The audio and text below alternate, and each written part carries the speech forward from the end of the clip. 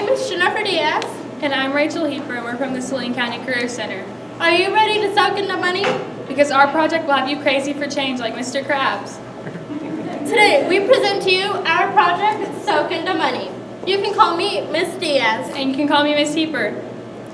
Today's class topic includes giving an overview of our project, Soak into Money. Not only were we supposed to educate about financial literacy, but promote it too.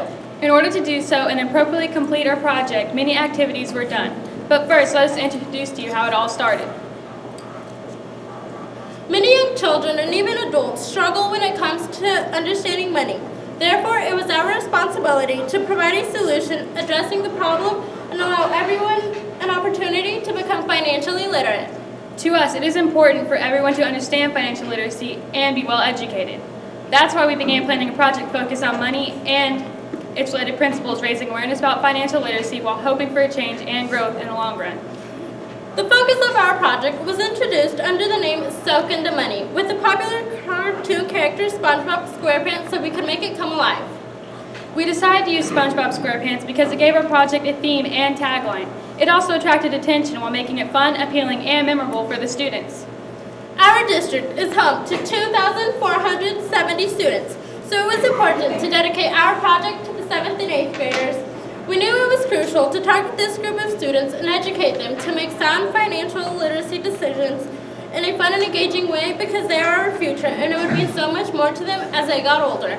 To further our project, we eventually expanded our target market and reached out to high school students, including juniors and seniors. We also wanted to reach faculty, administrators, and parents too.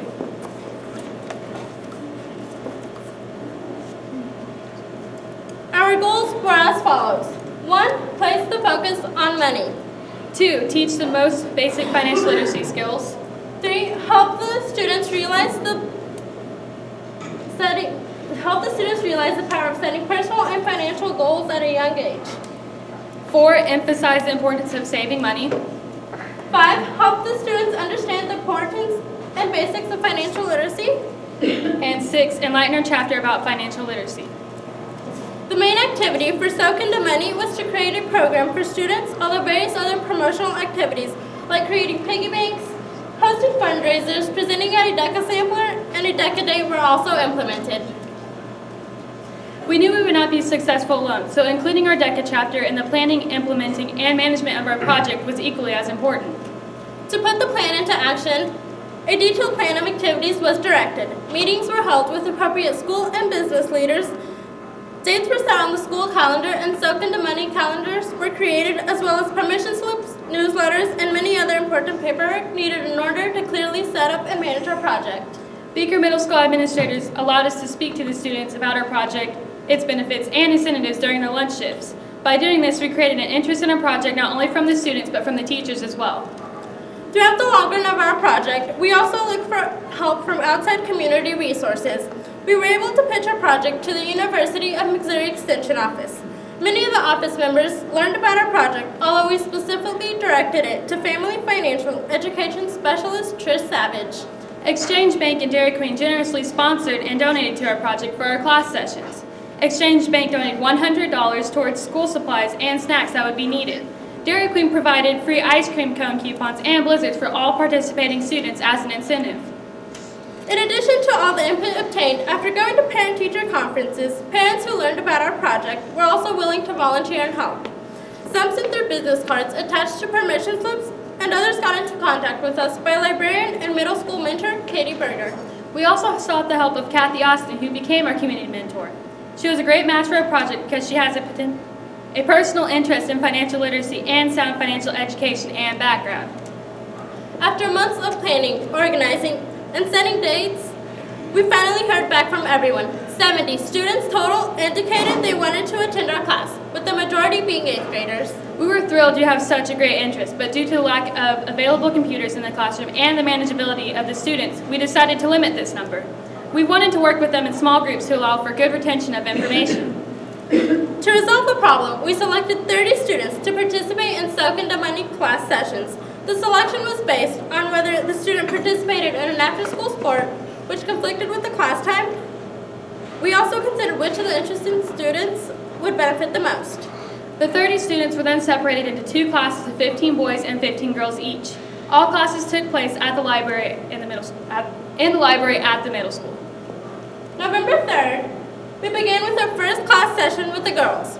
With every class session, we began with a quick snack and a pre-test related to the topic. On our first class session, we introduced our piggy bank project, where students were supposed to create one out of toilet paper rolls, decorate it, and save as much money as they could. This allowed students to be involved and soak into money at all times. The topic of the day was savings. We used an online educational financial literacy website called Sensibles, which allowed the students to read pages from a chapter in a book called Growing Into Money. The characters and businesses presented in the chapter captivated the students' attention, with funny names such as Buck, Count Defeat, Predator, and Bank of Cincinnati.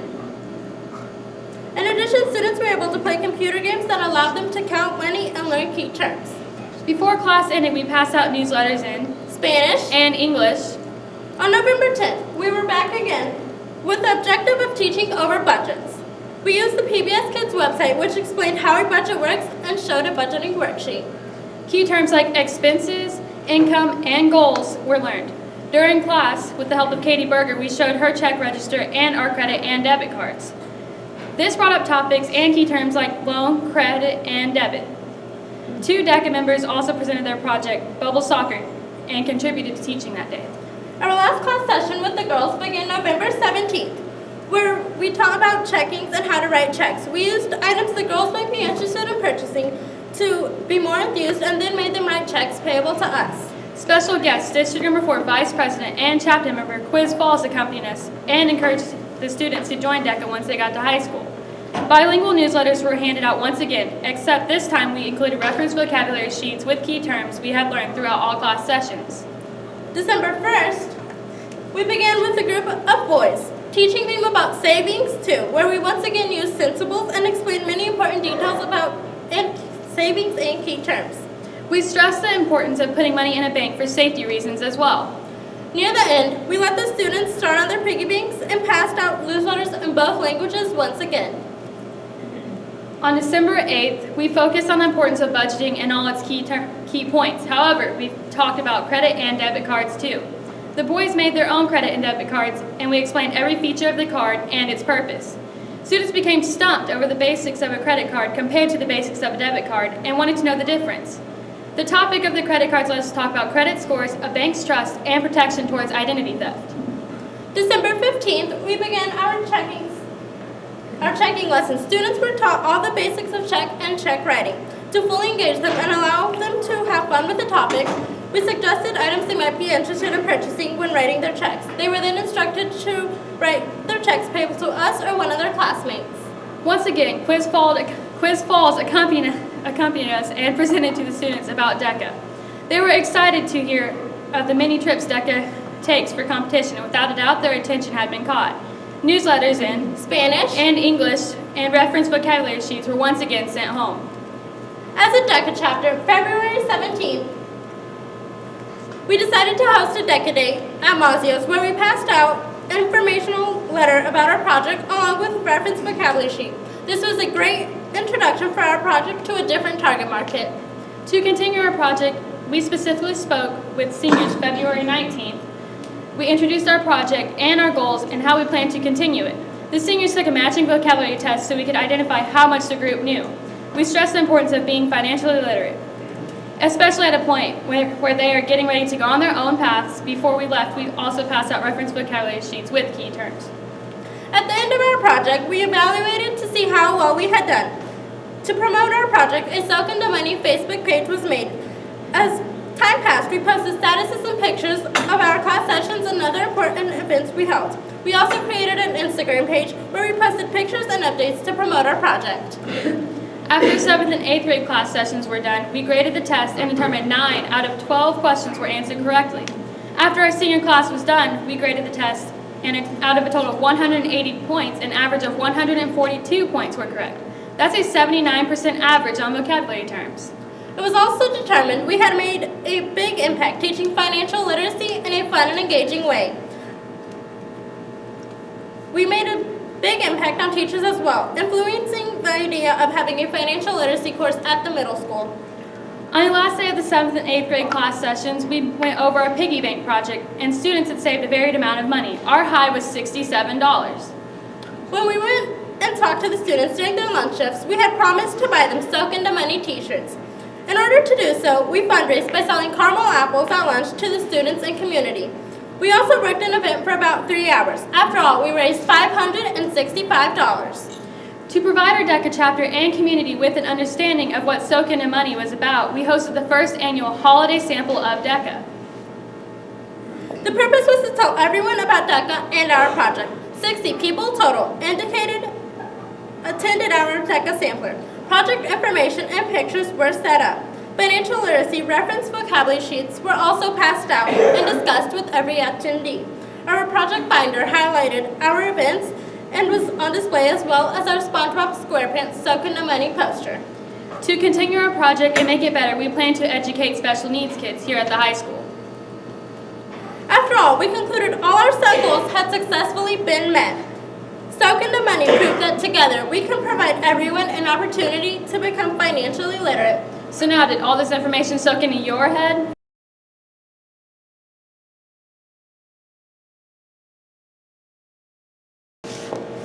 In 2012, over 80,000 pedestrians in the United States were either injured or killed. Wow, it's only a matter of time before that statistic becomes a reality in Marshall, Missouri. If you had a solution, would you take action to solve it? Our solution is called Stride to Connect. On a normal day in Marshall, it's typical to see a family with young children trying to cross the highway. In a majority of these situations, the parents must choose whether to hold their children's hands or a handful of groceries. The reason the families do this is because walking is the only way they are able to reach their everyday necessities. The first problem identified by the Stride to Connect project is that Marshall is geographically split by the very fast-moving U.S. Highway 65. And as you can see, there are many apartment complexes and residential areas over here, and then the two main business districts in our town are located over here, and the highway splits these two areas. The second problem is that Marshall lacks sidewalk infrastructure to connect business districts, schools, and shopping districts. As you can see down here, there are people holding grocery bags and even a stroller trying to cross the busy U.S. Highway 65. The third problem is that walking is a primary source of transportation in our town. There really is no public transportation, and the median household income in Marshall is nearly $10,000 lower than the median household income in the entire state of Missouri, making it very difficult for many citizens to own a car and nearly impossible to own two. And if they are fortunate enough to own a car, then it doesn't really satisfy the needs of everyone in their household. The only safe way to provide for all pedestrians is to connect the two main business districts together. We knew that in order for these problems to be solved, we would need the help of many folks in our community. This project would need the help of city and county leaders. Actually, we really didn't know who we needed to involve, but we knew one thing, and that was that we needed to start with Marshall City Administrator Mrs. Connie Latimer. Tonight, to make progress and hopefully bring our project idea to life, we set up a meeting in July of 2015 with Mrs. Latimer. We brought these problems, which seemed so obvious to us, to her attention.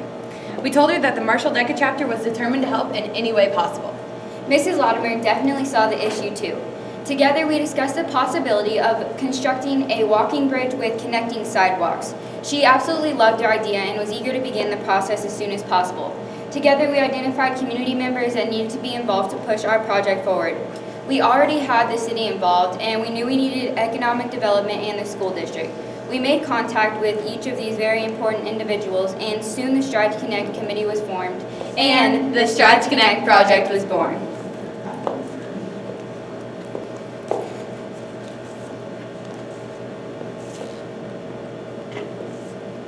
The next step was all about the research. Our DECA chapter constructed surveys to get input from a variety of community members. You know what it's like on a small town on a Friday night. Win or lose, everyone goes to the high school football game. Our DECA chapter was on it. We set up a table at the gate and we talked to nearly everyone who came by. Surveys were completed and collected, and our Stride to Connect project gained the momentum that it needed. The next location we distributed surveys was at the Saline County Career Center Holiday Mixer. This involved a whole different crowd of people. It was very personal, so we got to talk to community members and hear their feedback. In addition, they asked us many questions about our overall project. We then contacted Mr. David Hayes with the Marshall Housing Authority. He stated that he understood the issue and as well was extremely concerned.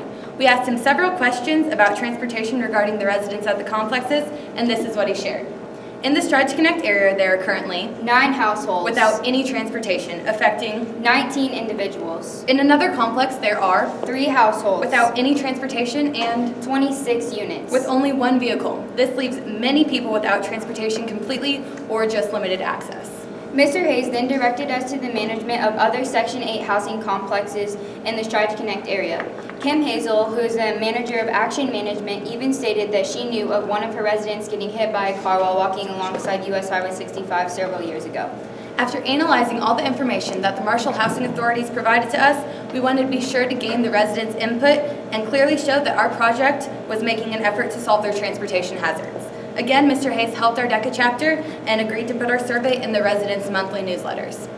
To gain additional feedback, we focused on interviewing civic group members in town to gain their opinion about our project. We developed and presented the focus group questionnaire to the Midday Optimist Club and a sorority group called Beta Sigma Phi. We also developed a brochure to share project information. Each group gave us great feedback about our project. After focus group answers were gathered, we decided the next step would be conduct a targeted interview with owners of the businesses that would be affected by the walking bridge.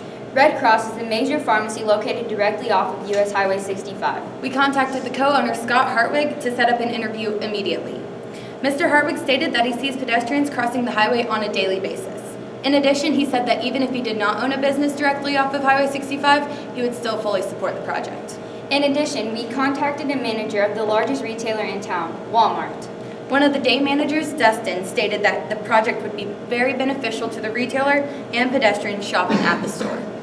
Of course, being high school students, our DECA chapter members thought we should definitely get our Stride Connect project idea out on social media. We created a Facebook page and a Twitter account and posted pictures and motivational quotes on a weekly basis. Our Facebook page shared among 151 people within the first week with likes and comments such as, Great idea. "It's about time somebody did something to help others." Way to think outside the box. On Twitter, we got nearly 200 followers with tweets like, "Hard work pays off," Those DECA students are sure up to some good. and additional picture updates. Basically, our project caught fire. Through all of this, it became very obvious to us that a walking bridge and connecting sidewalks proposed to the Stride to Connect project would be beneficial to the businesses, schools, and healthcare facilities. In addition, and perhaps even more importantly, it would be beneficial to our fellow Marshall citizens who walk across this area of town every day. And don't forget our fellow students. With an open lunch hour, Marshall High School and Saline County Career Center students cross that crazy highway every single day to buy lunch at Domino's, New China, or even the Walmart deli. And yeah, I've definitely been known to cross it myself. From all of our surveys that the DECA chapter conducted, we definitely saw results. From the surveys, we saw that many people in our town use walking as a main source of transportation. Many of them even said that they have felt unsafe due to lack of sidewalk space to walk. When asked the question, how often do you frequent the businesses on the west side of US Highway 65? 79% of the people answered with very often or often. We then asked the citizens if they believed a walking bridge over US Highway 65 would benefit their personal use. And 71% of the people answered with yes. After updating Mrs. Latimer with all of the research that the DECA chapter conducted, the Strive to Connect committee had a meeting to determine the next steps to take. After weighing all of the options, we printed over 50 maps of the area in order for the DECA chapter to help sketch a plan. We concluded that the best option was a plan of 3 phases. Phase 1 would be construct a walking bridge to connect businesses, shopping districts, schools, healthcare, and residents on the east and west side of US Highway 65. Constructing the first area of sidewalk to connect the walking bridge to the school campus, adjacent business districts, and residential areas. These improvements will provide safe walkways and economic opportunities. This phase is shown in blue, and the walking bridge is across the highway, and then additional sidewalks are between the school campus and the plaza. The second phase would be to construct the second area of sidewalks in order to connect the schools and residential areas to the identified business districts. And this is shown in pink right here, which would connect all of the residents over here to get easy access to the bridge to easily cross over to the business districts. The third phase would be construct the final area of sidewalk to provide a comprehensive and safe pathway, allowing pedestrians to safely walk along both east and west side of US Highway 65. Completion of all of the phases of the Strive to Connect project will ensure pedestrian safety, community connection, and economic opportunities. This is shown in phase 3, the green. It will be on the west side and the east side of US Highway 65. Of course, nothing is free, and since it is an election year, Taxpayers are always worried about their taxes being raised. fortunately, This would not raise Marshall's taxes at all. the estimated cost of the Strive to Connect proposal is $500,000. However, this is a very high estimate. We want to be sure that the grant money would cover the entire cost and the city would not be burdened with any extra costs. The money would come from the process of writing a grant. After the DECA chapter and the Strive to Connect committee researched many grant possibilities, the best grant identified was the TAP grant through MoDOT. This grant requires us to match 21% of the entire cost. This would require us to collect $105,000. But this would not be a problem because of all of the support we have gained. The match would come from city funds as well as donations from businesses in the Strive to Connect area that would benefit from the bridge and walkways that would be constructed. Our DECA chapter also recommended to city officials that selling advertising space that would be displayed on the bridge would benefit many businesses and generate a portion of the funds. We see the Strive to Connect proposal coming to life right before our eyes. We will be applying for the TAP grant in the fall of 2016, and we would be notified in January 2017 that we got the grant. Design for the bridge would be finished before December 31st of 2017, and then construction of the bridge would be finished before December 31st of 2018. On March 10th, we even had the special privilege to present to some of the individuals on the MoDOT team. This was very important to the success of our project. This MoDOT team would be ultimately responsible for approving the TAP grant, which funds 80% of the Strive to Connect project. The walking bridge and sidewalks proposed by the Strive to Connect project will do much more than just connect the two major shopping districts within our community. Connecting these two business districts with the walking bridge will benefit the identified businesses economically. It will create a pedestrian-friendly area of town that is safe for community members to walk alongside and cross US Highway 65. Strive to Connect is a long overdue project that improves Marshall one step at a time.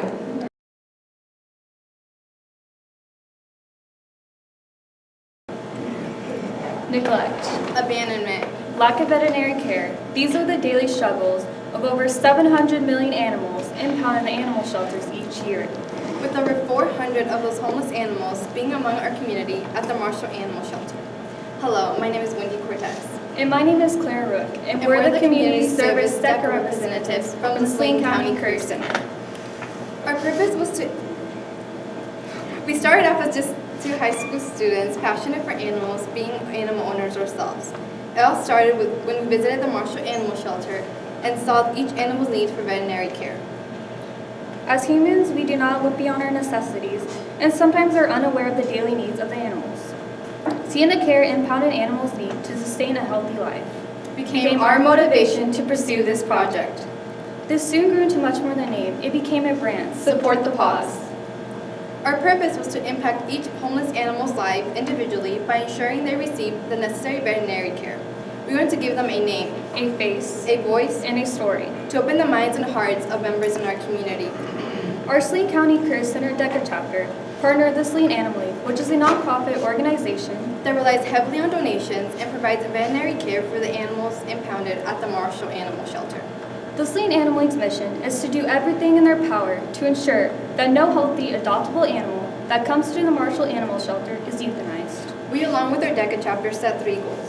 Our primary goal was to raise $1,000, collect 50 bags of pet food, and contribute more than 350 volunteer hours to benefit the Saline Animal League. Our secondary goal was to reach 1,000 community members, making them aware of the needs of the Saline Animal League. And lastly, to ignite compassion among young citizens.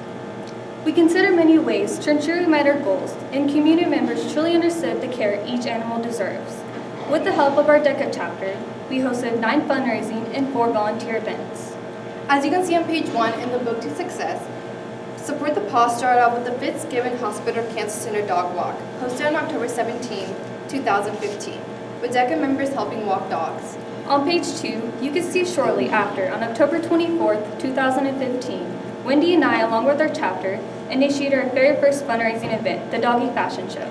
We raised $393 and collected 30 bags of pet food, with our chapter putting more than 90 volunteer hours to lead a successful event, with everyone having a howling good time.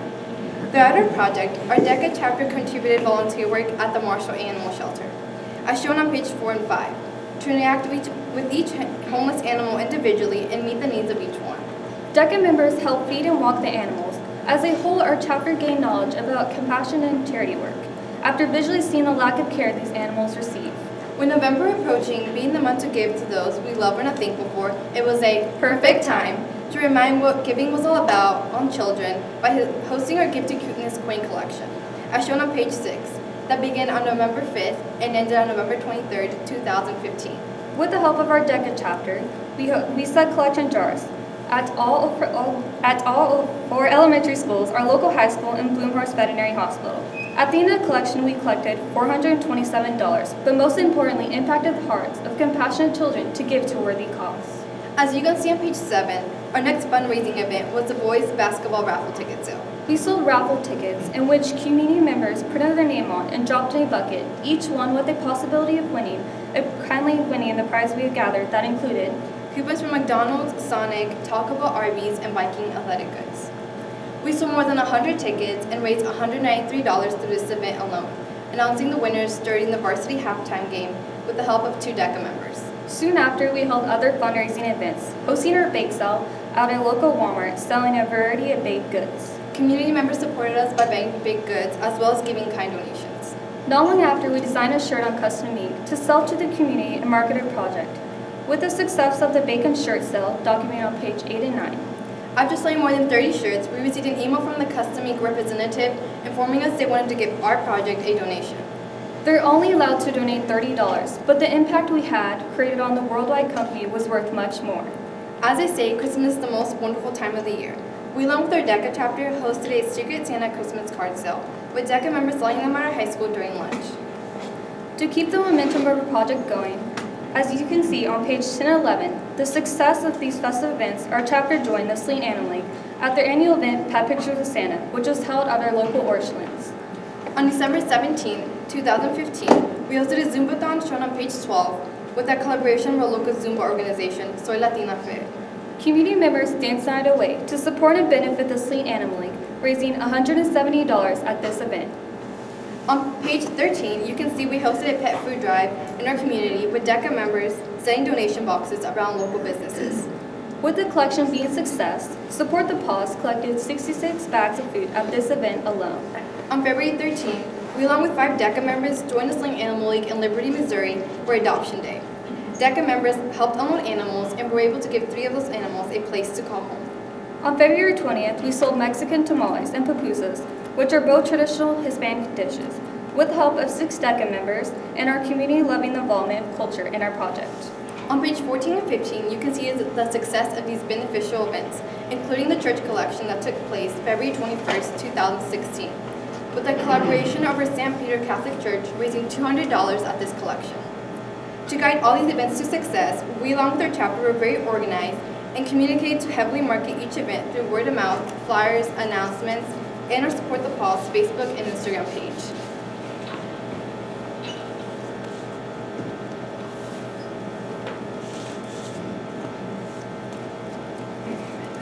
Throughout this community service project, our DECA chapter received various forms of publicity. These included articles in our local newspaper, Marshall Democrat News, our high school newspaper, and the Sleet Animal League's official Facebook page.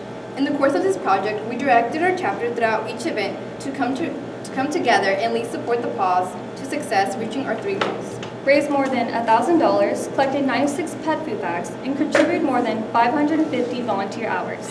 Raised awareness among our community and reached 3,000 community members. And ignited compassion among young citizens. Chapter members also experienced a fulfillment knowing they made a difference. Our chapter gained communication skills. Learning was the key to lead a successful project, as well as committing to work as a group. We not only impacted our community and chapter, but ourselves, by looking beyond our needs, as well as realizing the difference we are making in each animal's life. As you can see on page 16, we, along with our DECA chapter, presented $1,098 and 30 bags of pet food to Sleet Animal League and Marshall Animal Shelter on January 18th. Since then, we have raised an additional $727 and collected an additional 66 bags of pet food for the organization and Marshall Animal Shelter through the previous events mentioned, raising $1,825 and collecting 96 bags of pet food overall. Due to the success of Support the Paws, we received all the support from our chapter as shown on page 18 and 19, and we're giving a 5-paw rating from our chapter and community. with chapter members viewing Support the Pause as, I quote, great impact on the community in a very inspirational project. Even through that success, we knew improvements can be considered to any future students wanting to continue this project. We recommend planning ahead and dedicating time to lead a successful project. Some event recommendations we suggest are Support the Pause intersection collection, present project to Marshall City Council, and lastly, host a barbecue lunch with proceeds benefiting the Sleet Animal League. Our project received 100% of the Saline Animal League support throughout this journey to success. We support the Pause, giving the Saline Animal League a voice by highlighting their dedication, giving the community a means to give back to a worthy organization.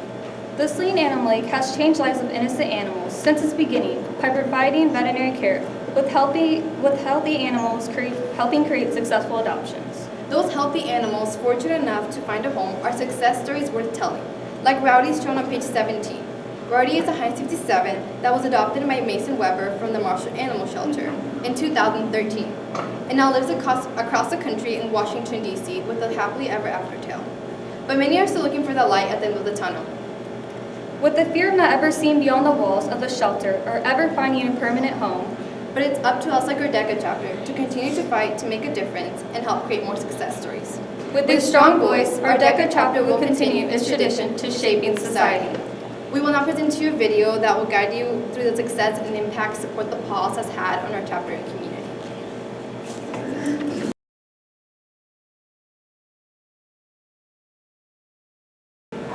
1, 2, 3, 4, 5, 6, 7, 8, 9, 10, 11. 12, wait right there, 13.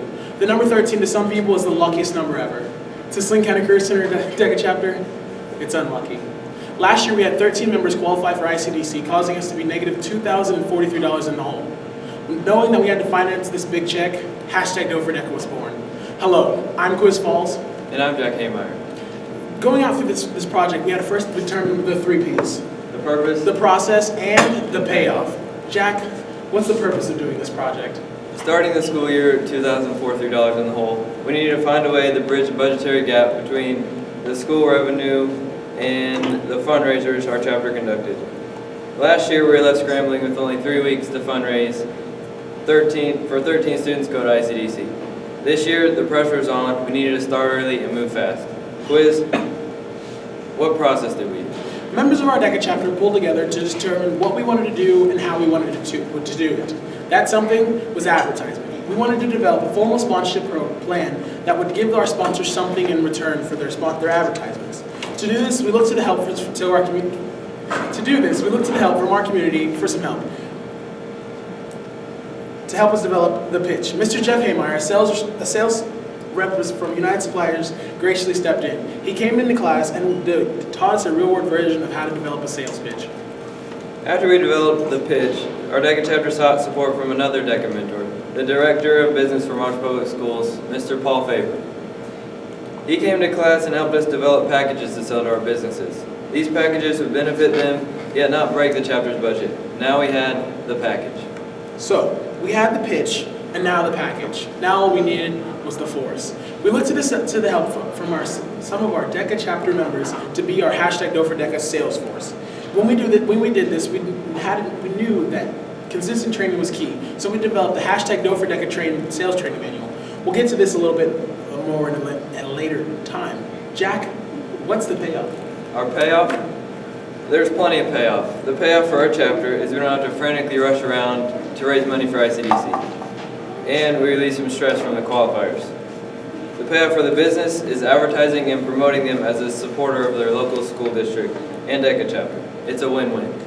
Now that we determined our 3 Ps, the purpose, the process, and the payoff, we needed to break down our business target markets in Saline County. We determined there were 1,668 businesses in Saline County, 513 of them being non-foreign, and 144 of them employing more than 50 members. We chose to hit the 144 businesses first because we knew they'd be frequented more likely by other solicitors. Our next step was practice, to perfect the pitch. When we felt ready, we identified our business owners, made calls to set up pitches, and finally went on the pitches, dressed professionally, of course. Before we knew it, we were truly selling hashtag DECA to businesses in our community. During the pitch, we explained the sponsorship package had various levels. We had bronze, silver, gold, platinum, and diamond. Once the business owners heard this, they were very interested and the sales took off. For the bronze packet, the $250, businesses would have their names placed on the back of our event shirts. We plan to do multiple events throughout the year. Some of the events for the bronze package were volleyball and dodgeball tournaments. The dodgeball tournament is planned for April 20th, and that is hoping to be a strong success. Some sponsors for the bronze package are Powerhouse Ministries, Elmer Ford, Charlie's Appliance, Weber Seed, and Mid-Missouri Family Health. On November 14th, we hosted a day-long double elimination tournament. It was each player receiving a t-shirt, and we had a plaque that was given out showing public support of our sponsors. Our next package is the silver level. We had one sponsor this level. It was just $500, and this was the MHS class of 1965. It was very good to have the support coming from our Marshall High School alumni. The next tier packages is the gold package at $1,000. So far, we have 2 businesses in this package, and one of them being Red Cross Pharmacy. The package at this level includes a professional member in DECA. Along with this, it adds their company logo to the Marshall Public Schools website, showing them as a DECA supporter. The $1,500 platinum package will be up next. We currently have one sponsor of this package, which is Jackson's LLC. When they are a part of this package, they will become a member of our advisory committee, which will receive quarterly or seasonally reports like the one you see under Earned Report there. And they'll also now have a link attached to their businesses on our school website. Finally, the granddaddy of them all, our diamond level. So far, we have 2 donors in this spot, Wood Houston Bank and Fitzgibbon Hospital. They have both shown their strong support in DECA with their sponsorship. At this level, their company logo is placed on the side of our Marshall Public Schools distribution vehicle for the remainder of the year. All packages are renewable annually, and the hashtag DoForDECA training manual is now born. So, with this, what we wanted to do is we got to keep the training key because we identified uniformity as being one of our biggest things that we wanted to do this. If we went to a business and we said, hey, would you like to give us money? Of course, going through the pitch process, we couldn't say, okay, well, I talked to so-and-so over here and they said you did this. So we wanted to make sure it was staying consistent throughout the entire time. In the manual, when we give those, we actually have been giving it to our judge. In the manual, we have the customer relationship spreadsheet from 2015-2016, a jump drive with the hashtag DoForDECA sales presentation on it, the face-to-face sales script, a telemarketing script, the 7 steps of selling and a dress for success, and also a thank you note to me. We also gave our sales team our version of the 7 steps of selling. We chose approach, determine needs, presentation, overcome objectives and questions, close the sale, suggestive selling, and relationship building. Also, on the jump drive, the students will have a template of the presentation to keep uniformity. We also will include a dress for success page to show what a male and female should wear while going on pitches. We truly cared about the sponsors, and we wanted to make sure that there was a 2-day turnaround on the thank you notes, and we wanted to let them know that we really truly appreciate them. You may be wondering, after all of this, what did we learn? First, organization, organization, organization. When you're handling a topic such as this, you have to be organized. Secondly, we knew that the Saline County Career Center DECA chapter would need a very strong pre-approach, hitting all the sponsors at the beginning of the year and setting up meetings for a later date. We also learned that advertising, marketing, advocacy, and that no is okay. Finally, we learned that we need to keep the funding alive and maintain the CRM spreadsheet so that way we could maintain recurring sponsors. We learned quite a bit through this project, but we've also earned. With a projected goal of $20,000, I'm glad to say that to this date, we've raised $14,229. And hashtag DoForDECA continues.